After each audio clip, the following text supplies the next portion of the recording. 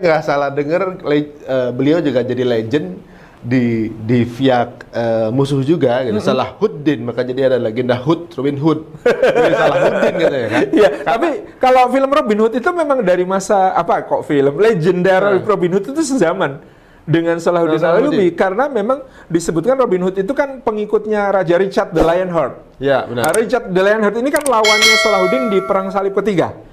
Oh, yes, mereka kan saling menghormati ya, meskipun bermusuhan, makannya bareng gitu. Ya, bahkan ketika Richard sakit kan Salahuddin Al-Ayyubi ngirim dokter, dan bahkan di film diceritakan dokternya Salahuddin yang nyamar, jadi untuk ngobatin Richard yang sakit gitu.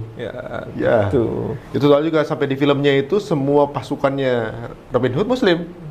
Oh, ada temennya yang Muslim. Di film-filmnya Robin Hood itu karena itu sholat, kecuali Robin Hoodnya kan.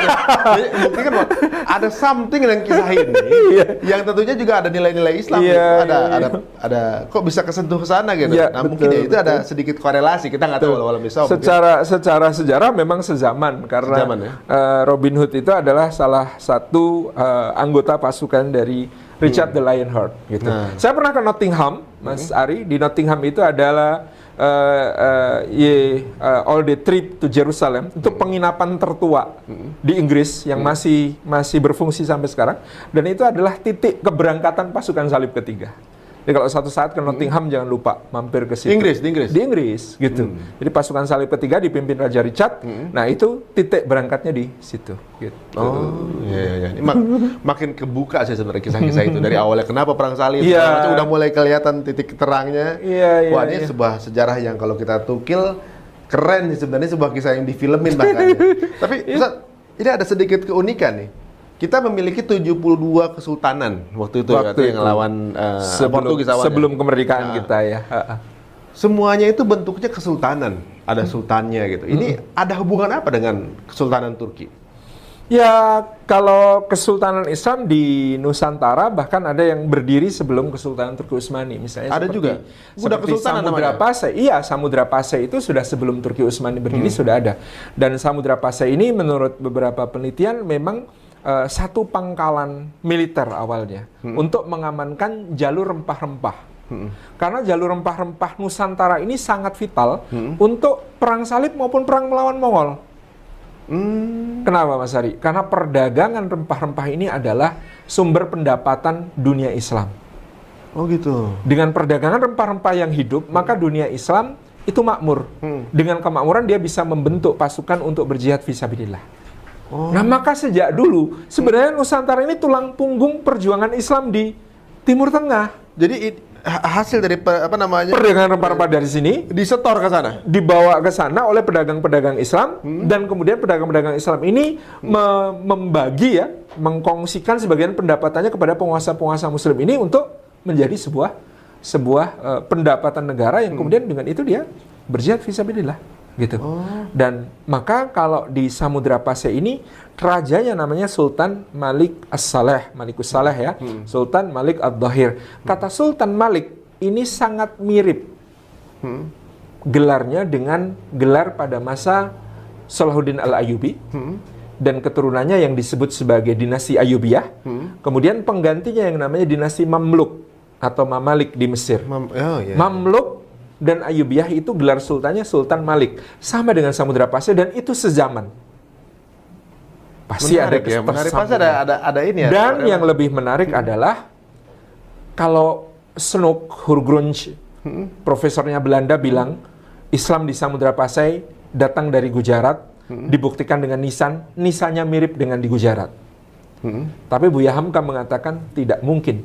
Yang berkembang di Gujarat mazhabnya Hanafi. Di Samudra Pasai, mazhabnya Syafi'i. Maka yang lebih menarik adalah mazhab Syafi'i adalah mazhab resmi negara Ayyubiyah dan Mamluk. Korelasinya lebih jauh di Mesir dan Suriah. Sambungannya. Pasti bukan Gujarat. Kalau soal impor batu nisan, biasa saja. Bukan soal jalur datangnya Islam keagamaan, tetapi ini adalah jalur perdagangan nisan. Ini bukan jalur dakwah. Jalur dakwahnya adalah Ayyubiyah dan Mamluk dengan Samudra Pasai di satu sisi. Ya, nah, karena mazhab kita ternyata Syafi'i. Betul, gitu ya? Syafi'i. Nah, itu juga yang membuat teori yang menyatakan bahwa Demak pada satu sisi itu ketika Wali Songo datang itu adalah utusan Turki Utsmani. Teori ini jadi lemah. Satu, Turki Utsmani pada saat Demak berdiri itu masih kesultanan kecil, belum menjadi kekhalifahan besar seperti pada masa Sultan Salim I, cucunya Muhammad Al-Fatih. Yang kedua, mazhab resminya Turki Utsmani adalah Hanafi. Sementara di Jawa yang berkembang lagi-lagi adalah mazhab Syafi'i. Jadi yang kemudian ada connection berikutnya, ini adalah connection dalam bentuk sosial politik. Seperti Aceh. Aceh mengirim berbagai dutanya ke Utsmani untuk mendapatkan bantuan militer menghadapi Portugis yang menguasai Malaka. Dan itu beberapa kali dikirim ya. Termasuk kan kenapa ada meriam yang disebut lada secupa. Karena duta besar Utsmani itu sampai di Istanbul itu bingung ya, mau menghadap Sultan sulit sekali. Sampai dia harus menjual ladanya sedikit demi sedikit untuk bertahan hidup. Lalu ladanya tinggal secupa itu satu takar gitu ya. Ya itu yang dipersembahkan kepada Sultan Turki Utsmani. Ini saya utusan Aceh. Ini lada saya tinggal secupa. Tapi kemudian suratnya diterima, langsung kemudian dikirimkan bantuan militer, termasuk beberapa ahli pembuat dikirim ke Aceh untuk kemudian mengasis Aceh menghadapi Portugis di Malaka. Menang nggak akhirnya lawan Portugis? Tertunda ya kemenangannya gitu ya, sampai masa, tapi kemudian dia berhasil membesarkan Kesultanan Aceh untuk menguasai seluruh wilayah utara Sumatera dan semenanjung Malaya. Jadi Portugis terblokade oleh Aceh saat itu sehingga tidak berkembang dan akhirnya kalah oleh Belanda pada tahun 1641. Portugis didepak oleh Belanda menguasai Malaka itu. Waduh, sebenarnya ini cuma pindah penjajahan aja, pindah. Wah, itu masalahnya.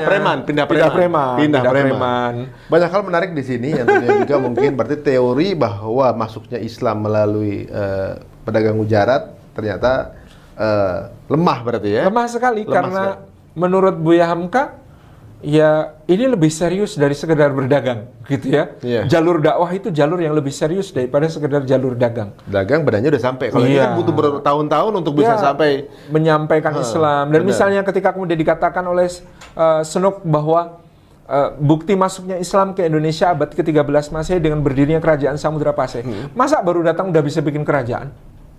Iya, benar juga. Ya, pasti sudah prosesnya jauh sebelum itu. Perlahan-lahan berproses sampai akhirnya bisa bikin kerajaan. Diakui sebagai sebuah kerajaan kan. Waduh. Ada fakta lain juga ternyata dulu Indonesia sudah berdagang mobil berarti dengan kan? Karena kan import Nissan itu ya. Iya. Betul juga Indonesia kan. Import Nissan, berarti Nissan buatan Jepang. Tapi yang jual Gujarat. Aduh, misalnya dari Batu lagi. Dari Batu. Satu-satunya Batu disponsori kendaraan cuma itu ya. Nah, ini uniknya lagi tadi ngerelate ke bisa dibilang sebuah sejarah besar juga di Indonesia dengan adanya sosok Snow Horgronya. Seorang yang bisa membuat ukhuwah ini kocar-kacir. Gitu kan.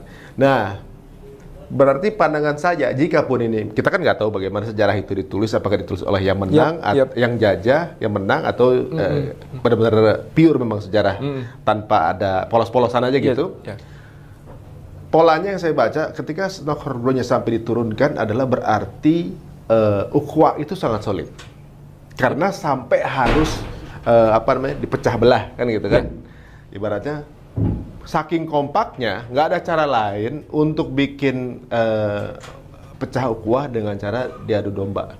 Bahkan ada yang bilang diadu domba-domba yang tersesat. Berarti maksudnya, maksudnya adulah sesama kerajaan Muslim itu.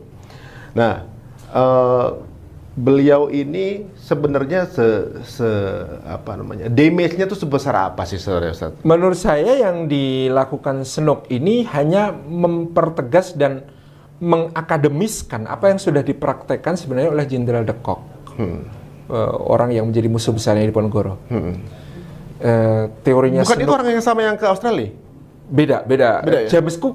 Oh, itu James Cook ini Jenderal de Kock, orang Belanda. Begini, teorinya Snoek Hurgronje, ini diteoretifikasi oleh Snoek. Tapi kalau saya melihat pola ini sudah diamalkan oleh Jenderal de Kock ya 1 abad sebelumnya, hampir 1 abad sebelumnya, kepada para bangsawan, kaum elit. Ketika mereka melawan kita, maka tawarkanlah iming-iming, dan kalau mereka bergabung dengan kita, berikanlah posisi-posisi penting, yang penting mereka terikat untuk selalu setia kepada kita. Tapi kalau kepada golongan ulama, tokoh agama, Islam, tidak ada ruang. Habisi sampai tuntas. Itu teorinya Snoek. Itu yang disebut belah bambu. Mas Ari tahu cara membelah bambu? Krok gitu kan? Bukan, satu diinjek, satu diangkat. Oh, Yes, orang kalau belah bambu kan dibelah dikit, terus satunya diinjek, halus diinjek, satunya diangkat gini kan. Nah, itu yang disebut teori belah bambu. Yang diinjek adalah kaum ulama. Habisi. Kalau ulama ini ideologis, mereka melawan kita sangat ideologis. Urusannya akidah, mereka rela mati. Habisi saja. Dan nggak bisa disogok. Nggak bisa disogok. Tapi kalau kaum elit ini, kaum bangsawan ini, politisi, ini kan mereka pragmatis sebenarnya. Mereka melawan kadang-kadang karena tanahnya jadi sempit, karena kekayaannya menyusut, karena kekuasaannya jadi kecil. Ya, kalau kita iming-imingin mereka bisa gabung, muliakan. Itu sudah diamalkan Jenderal de Kock, Mas Ari, pada tahun 1825 sampai 1830 itu. Di masa ketika bayangkan, ketika Sentot, panglimanya Pangeran Diponegoro yang berasal dari kaum bangsawan, Sentot Prawirodirjo menyerah. Dia ngajukan, saya mau menghentikan perang. Syaratnya, saya mendapat gaji 10.000 ringgit. 2, saya harus punya 10.000 pasukan. Dengan seragam seperti yang saya tentukan, yaitu bahkan pakai sorban. Kemudian saya juga harus mendapatkan 10.000 pucuk senjata. Saya ini, semuanya ternyata dipenuhi sama Belanda. Pasukannya pasukan Indonesia atau Belanda? Pasukan dia, pasukannya Sentot. Saya harus mengepalai pasukan saya sendiri, kasih saya pangkat tinggi di militer Belanda, tapi semua anak buah saya adalah anak buah saya, seragam saya yang tentukan, dan lain sebagainya. Dipenuhi semua sama Belanda. Terus dia dikirim ke Minangkabau untuk menghadapi pasukan Padri kan. Imam Bonjol. Ya. Tapi dia tahu, wah ini kok Allahu Akbar. Akhirnya dia mencoba untuk gimana caranya supaya tidak konflik dengan saudara. Akhirnya dia dibuang ke Bengkulu. Tapi coba apa yang terjadi ketika Kiai Mojo? Kiai Mojo ulama ya, Sentot bangsawan. Kiai Mojo diiming-iming oleh Belanda, beliau nggak mau. Beliau dijebak, ditangkap di Klaten, itu bersama 700 pengikutnya. Kemudian dijanjikan, Kiai Mojo akan dibawa untuk bicara dengan Jenderal de Kock di Semarang. Akhirnya beliau cuma dikawal 80 orang. Yang bawa beliau, pasukannya yang awal 3.200 orang. Pasukan Belanda yang awal 80 orang bersama Kiai Mojo, 3.200. Saking takutnya kali ya? Saking takutnya. Dibawa ke Semarang, tangkep, masukkan ke kapal, di ruang bawah tanah kapal, angkut ke Batavia. Di Batavia itu di Stadhuis, di gedung kota lama itu. Kalau di Diponegoro kan kamar penahanannya di atas, bangsawan. Kiai Mojo itu di penjara bawah tanah 4 bulan nggak lihat matahari. Ya Allah ya Rabb. Sebelum beliau kayak penjara bawah tanah yang di Masjid Fathahillah bukan? Yes. 4 bulan nggak lihat matahari. Yang cuma saya pernah masuk situ, nggak bisa berdiri kan? Nggak bisa berdiri, cuma duduk, duduk segini nih. Jadi cuma duduk, setengahnya diisi air, isi lintah. Di situ Kiai Mojo ditahan. Ya Allah ya Rabb. Habis itu dikapalkan ke Ambon, dibuang ke Ambon 3 bulan di sana, namanya ulama. Langsung banyak orang mendekat kepada beliau, minta diajari agama, dianggap bahaya. Buang lagi, diangkut ke Manado. Dari Manado dibawa perjalanan darat ke daerah yang sekarang disebut Tondano. Di situ nggak ada orang Islam. Dibawa ke situ. Tapi ternyata Kiai Mojo berhasil tetap berdakwah, menghasilkan komunitas muslim yang sekarang disebut sebagai orang Jaton, Jawa.